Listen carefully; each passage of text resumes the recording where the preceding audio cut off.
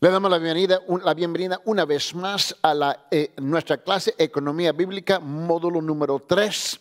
Y continuamos con nuestro estudio en 2 de Corintios, mis hermanos, capítulo 8, versículo 3. Ya vamos con 2 módulos completos. Comenzamos el tercero hoy día. Vamos a comenzar a leer la escritura en 2 de Corintios, capítulo 8, del versículo 1 en adelante, llegando hasta el fin del versículo 3. Asimismo, hermanos, os hacemos saber la gracia de Dios que se ha dado a las iglesias de Macedonia, que en grande prueba de tribulación, la abundancia de su gozo y su profunda pobreza abundaron en riquezas de su generosidad. Pues doy testimonio de que con agrado han dado conforme a sus esfuerzos y aún más allá de sus fuerzas. Mire bien. Los macedonios dieron de su propia iniciativa. Yo creo que esa es la parte importantísima que tenemos que reconocer. Dieron de su propia iniciativa. Mira bien, ellos dieron de su propia iniciativa. Ese es el dar. El problema que enfrentamos hoy día en muchas iglesias, y a mí no me importa en qué parte del mundo que yo he visitado, mis hermanos, literalmente, a través del mundo, mis hermanos, literalmente, no estoy exagerando aquí, en los últimos 35 años viajando continuamente, plantando iglesias, entrenando pastores, mis hermanos, y lo he visto igual en todas partes.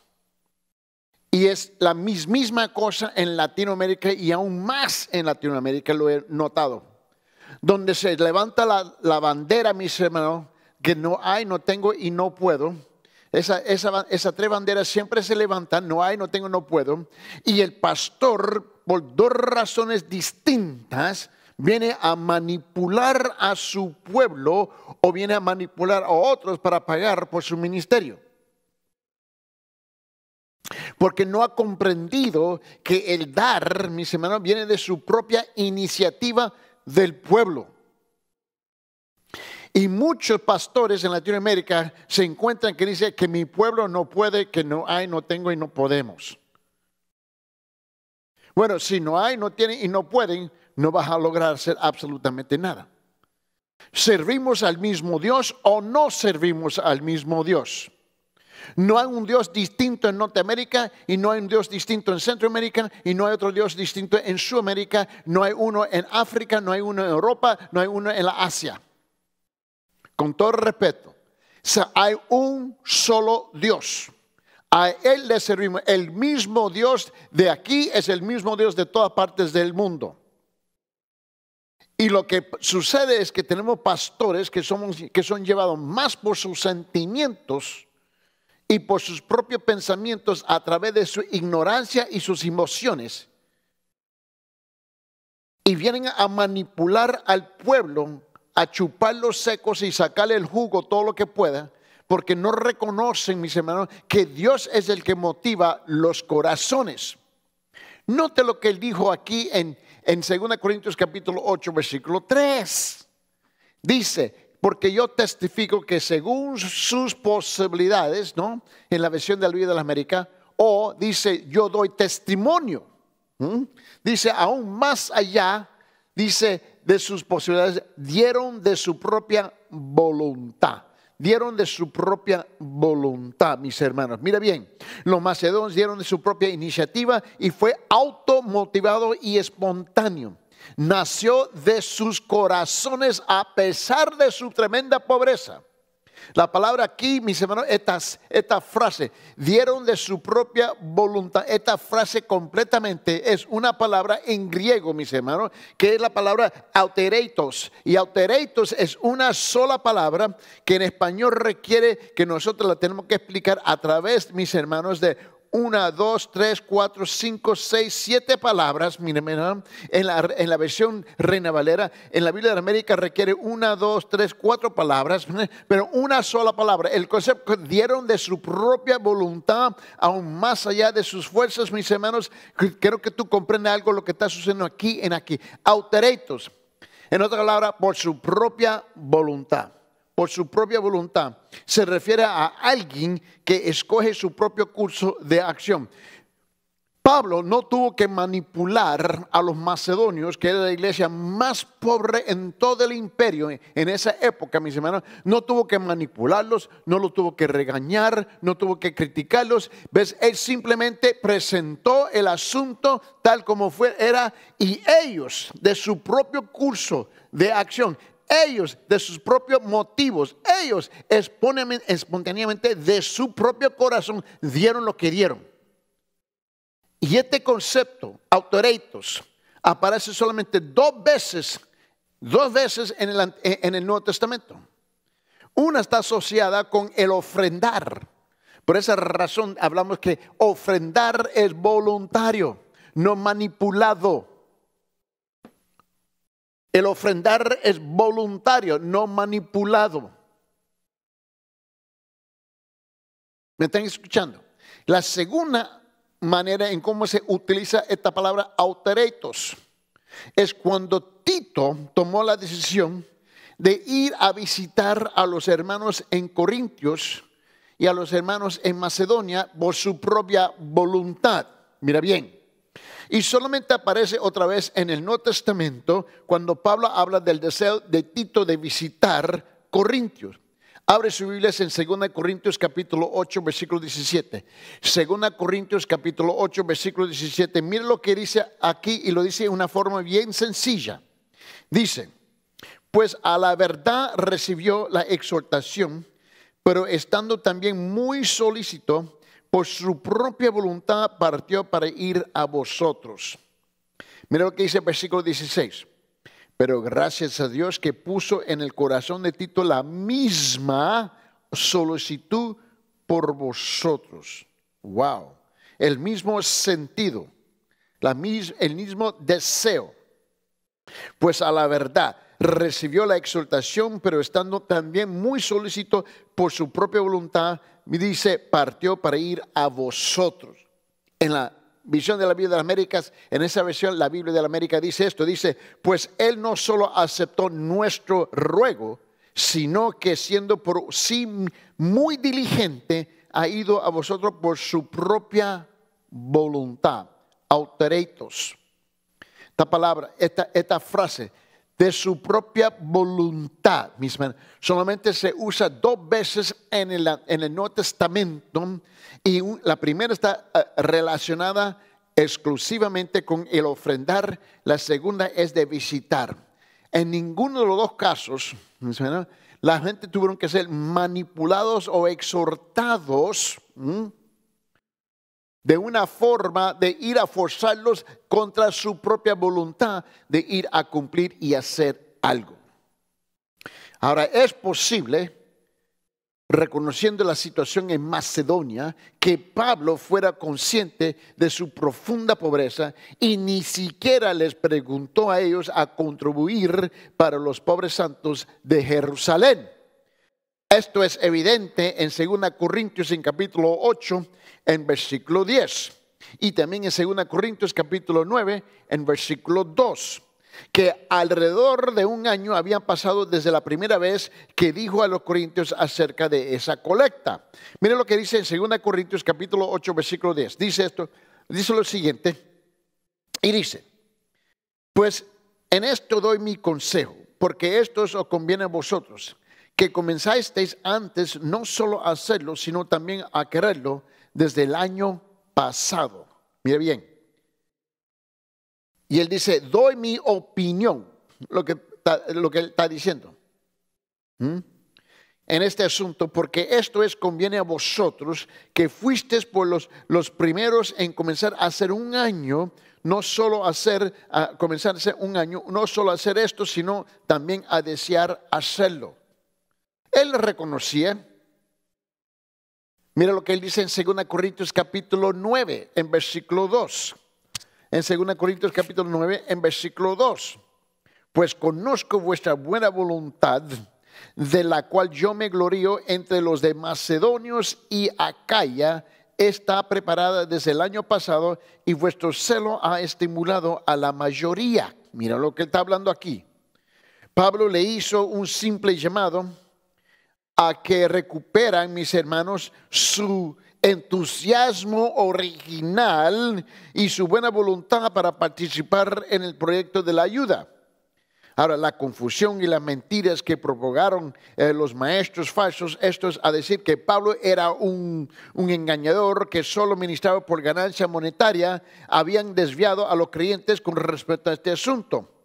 Ahora, los macedonios, los creyentes en las iglesias esparcidas por la provincia de Macedonia, en el norte de Grecia, mis hermanos, note bien, está hablando de ellos. Pero acá ya estaba en el sur de Grecia, que es donde se encontraba la iglesia de Corintio, ¿no? Una provincia en el sur de Grecia, donde Corintio estaba ubicada, mis hermanos. Ahora, en el sur eran las iglesias más ricas, ¿no es? En el sur de Grecia, que es Acaya, y la iglesia más pobre estaba en el norte, en Macedonia. Pero en 2 Corintios capítulo 9, versículo 2 dice, y pues conozco vuestra buena disposición, de la que me glorío por vosotros ante de los macedonios, es decir, que Acaya ha estado preparado desde el año pasado y vuestro celo ha estimulado a la mayoría de ellos. Ahora, cuando Pablo dijo a los macedonios acerca del celo de los creyentes en Acaya, donde Corintio estaba localizado, para construir a los macedonios fueron motivados a ofrendar. Mira, cuando la iglesia pobre escuchó que las iglesias ricas estaban dispuestos a dar, las iglesias pobres tuvieron celo y querían participar. Otra vez, en 2 Corintios en capítulo 9, versículo 2 dice, pues conozco vuestra buena disposición, de la que me glorío por vosotros antes los macedonios. Los eventos que sucedieron, mis hermanos, hicieron ahora un ciclo completo. Eso es lo irónico. El celo de los corintios había inicialmente impulsado a los macedonios a ofrendar, y ahora Pablo mostraba, mis hermanos, a ellos como un ejemplo de dar sacrificialmente por el retraso a mitad de los corintios. No obstante, mis queridos hermanos, los reclamos de aquellos quienes apoyan el diezmo obligatorio, el dar cristiano es enteramente voluntario. Ahora vamos a entrar aquí en un segmento que te va a dejar a ti patinando en el aire. Las canicas, mis hermanos, van a estar chocando unas con las otras, porque tú tienes que reconocer que usted ni yo tenemos el derecho de manipular, de forzar, ¿ves?, torcer el brazo de aquellos para el dar. Y la forma como muchos pastores lo hacen es de imponer sobre la iglesia o unas obligaciones, porque ellos están convencidos que no está en el corazón de nadie en dar, porque así ha sido su historia. Ahora, ese archivo histórico en sus iglesias es por dos cosas: porque los pastores son ignorantes de la palabra de Dios, mis hermanos, y son emocionantes, porque ellos no quieren ofender a los benditos hermanos en la iglesia. Nadie se quiere ofender unos o los otros, pero no le importa ofender a Dios. Ahí está el problema grande. No obstante, los reclamos de aquellos quienes apoyaban el diezmo obligatorio, el dar cristiano, es enteramente voluntario. Ahora, Pablo, si es que somos honestos en leyendo las escrituras, y creo que tenemos que ser, Pablo no exigió una cantidad fija o porcentaje de cualquiera de lados de los macedonios o de los corintios, ni de otro escrito del Nuevo Testamento. Tú nunca encuentras eso en el Nuevo Testamento. El argumento para el diezmo está basado sobre el malentendido del Antiguo Testamento. Ahora vamos a entrar en una área, mis hermanos, escandalosa y controversial. Teniendo ya más ahora 35 años en el pastorado, más bien en un par de meses voy a cumplir 36 años en el pastorado. Una de las cosas que yo he tenido que vivir y experimentar es de no forzar a los creyentes a diezmar. Porque tú no encuentras eso en el Nuevo Testamento dirigido a la iglesia. Ahora lo encuentra en los evangelios cuando Cristo se está dirigiendo a los judíos y definitivamente en el Antiguo Testamento. Ahora tú tienes que prestar mucha atención de aquí en adelante porque ahora vamos a entrar en un segmento que te va a chocar. Ahora, sus oponentes, mis hermanos, sus oponentes argumentan que en el diezmo no solo fue mandato de la ley mosaica, pero también existió mucho antes que la ley mosaica. En consecuencia, ellos mantenían el diezmo trasciende la ley, un estándar universal divino para el ofrendar.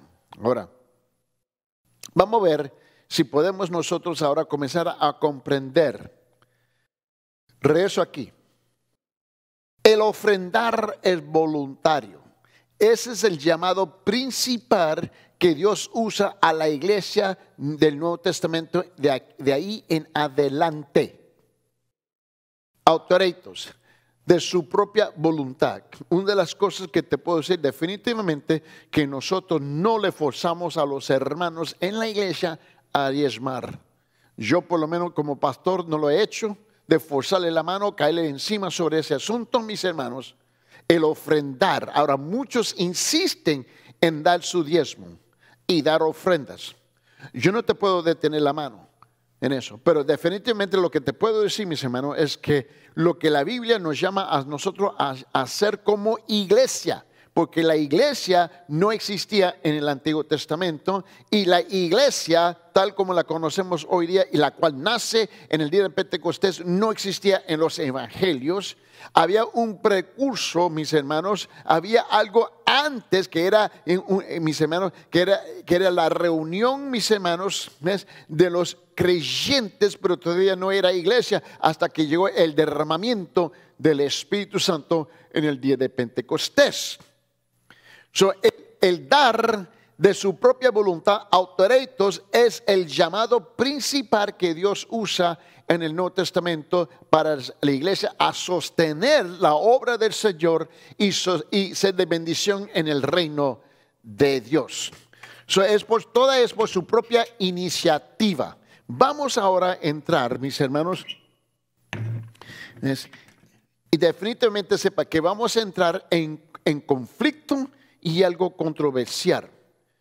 De antemano te lo digo, va a ser conflictivo y controversial simplemente porque ya hemos predeterminado en nuestros corazones y en nuestra manera de pensar lo que la Biblia le dice sin conocer y saber todo lo que dice la Biblia. Ahora, tú vas a tener que prestar mucha atención.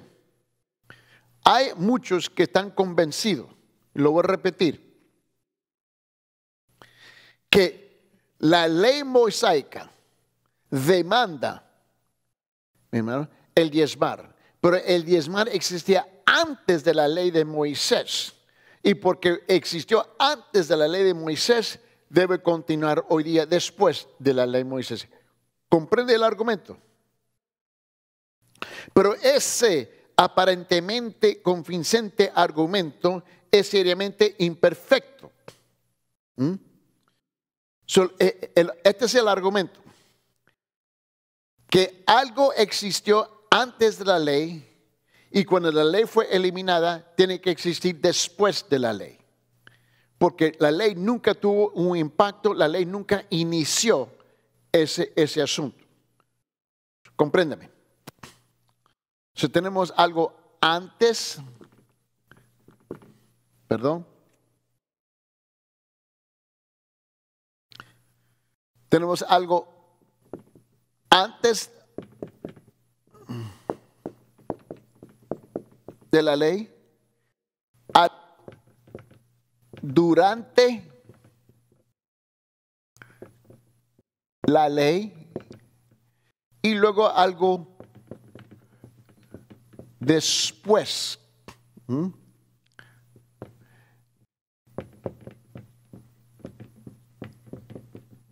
Algo después de la ley. Antes de la ley, durante la ley y después de la ley.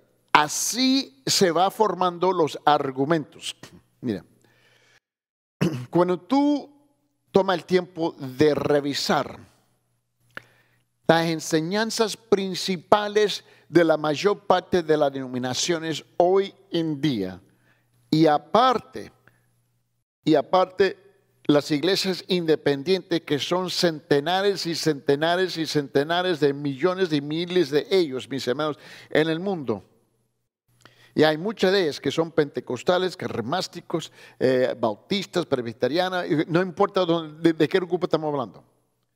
Pero tradicionalmente, eclesiásticamente hablando, dentro de las iglesias, la mayor parte sostienen que el diezmo existió antes de la ley, durante la ley y después de la ley. ¿Me comprende? El diezmo existe antes de la ley, durante la ley y después de la ley. Ese es el argumento principal por el obligar a la iglesia postmoderna hoy en día a diezmar. Ese es el argumento. Lo voy a poner así. Vamos a poner el diezmo aquí, el diezmo aquí y el diezmo aquí. Ese es el argumento. Ahora, cuando tú le preguntas, ¿cómo es que usted llega a ese punto? Yo he discutido este tema en Asia, en varios países en la Asia. Yo he estado en Indonesia, Filipinas, he estado en Malasia, he estado en mis hermanos ahí en Corea. He visto esos argumentos en la China, Pakistán, todo ese sector. He estado por Norteamérica, Centroamérica, Sudamérica. He estado déjame ver ahora, en 14 países en África. He estado en Europa, en el oriente de Europa, en el oeste de Europa. Y es el mismo argumento parejo, cruzando todos los continentes. Quiero que vea. Ahora vamos a comenzar a introducir estos argumentos. Primeramente, primeramente, mis hermanos, si algo existe antes, tiene que decir que tiene que existir después. Primero, es un defectuoso razonamiento asumir que una ordenanza es permanente simplemente porque existió antes que la ley fuera dada. Por ejemplo, el argumento es el sábado. El sábado precede la ley, aún el Nuevo Testamento revoca el cumplimiento obligatorio. Vamos a usar, mis hermanos, el sábado. Quiero que lo vea conmigo. Dicen que el sábado existió antes de la ley. Y cuando fue eliminada la ley, que el argumento es que ella continúa hoy día. Ese es el primer argumento. Yo he escuchado este mismo argumento en Latinoamérica, mis hermanos, en Asia, África y Europa. Lo he escuchado igualito. Es cierto que lo dicen de distintas maneras, pero es el mismo argumento. Entonces, dicen que el sábado precede la ley, aún el Nuevo Testamento revoca su cumplimiento obligatorio. So, vamos a llegar a Éxodo.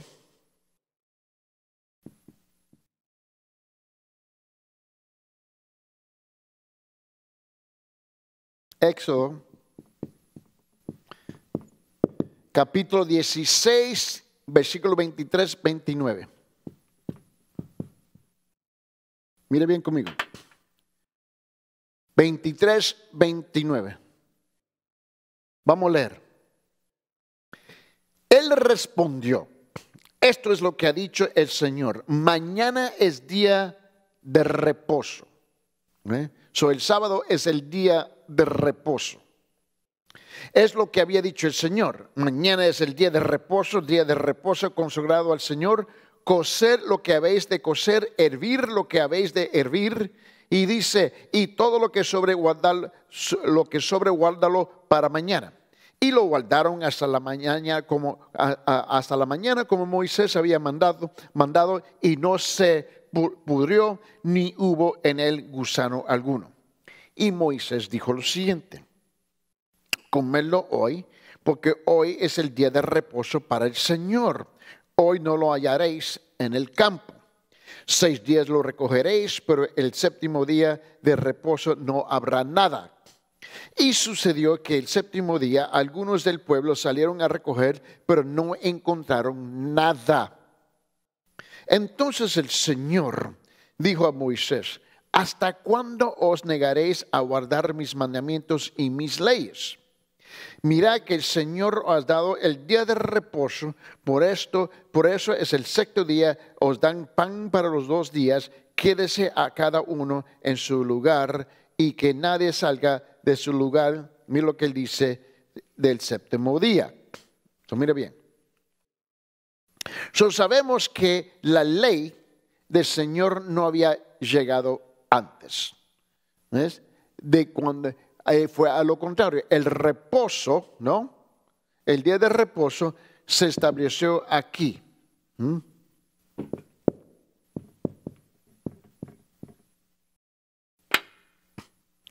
Sí lo sabemos. Sí, es que estamos de acuerdo. Pero sabemos que cuando llegamos al Nuevo Testamento y sabemos que el reposo estaba aquí.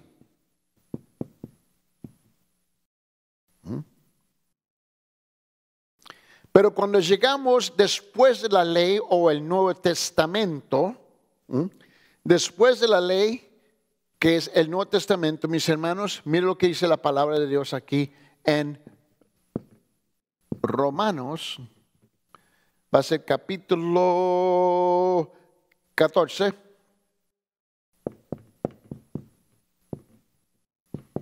Versículos 5 y 6. Uno juzga que un día es superior a otro, otro juzga igual todos los días. Cuál esté plenamente convencido según su propio sentir.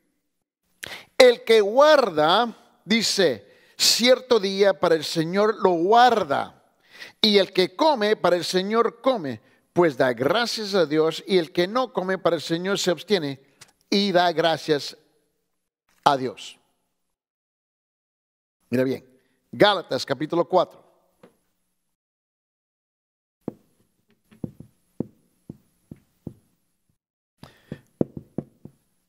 En Gálatas capítulo 4 encontramos versículo 10 donde dice lo siguiente. Dice, observéis los días, los meses y dice las estaciones y los años.